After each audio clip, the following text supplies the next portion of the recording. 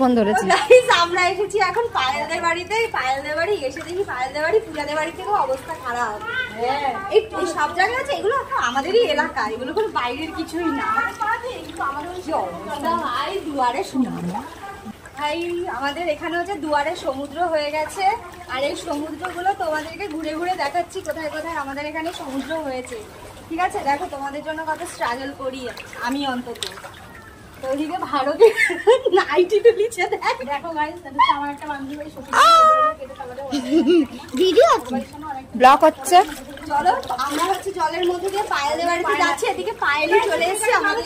পায়েল এসছে, এই যে পায়েল, এই যে আমি, আর এই যে আমি, আর ওই যে ভারতী।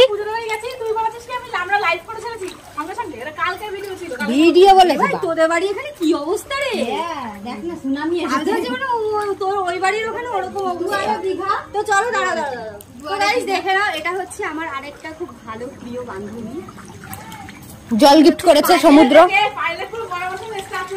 পায়েলকে পায়েল আর আমার জন্য ভারতীকে দেখাই যাচ্ছে না। চলো আমরা এখন এই জল ঠেঙিয়ে ঠেঙিয়ে পায়েলদের বাড়ি গিয়ে ঘুরে আসি। তো মেয়েকে করছে জলে যাবো কাজে, আমার মেয়ে বলছে জলে যাবো কাজে।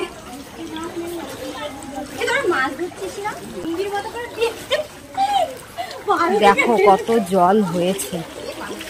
আমার জুতো তারা জুতোর মধ্যে কি ভিজে গেছে।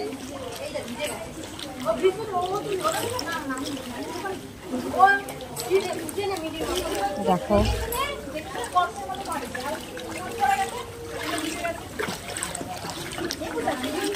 নিচ্ছি তো, নিচ্ছি তো, তোরটা নেবো। একটু আগে জলের মধ্যে দিয়ে আসতে গিয়ে আমি একটা গর্তের মধ্যে পড়ে গেছি, আমার নাইটি ফাইটি সব ভিজে গেছে।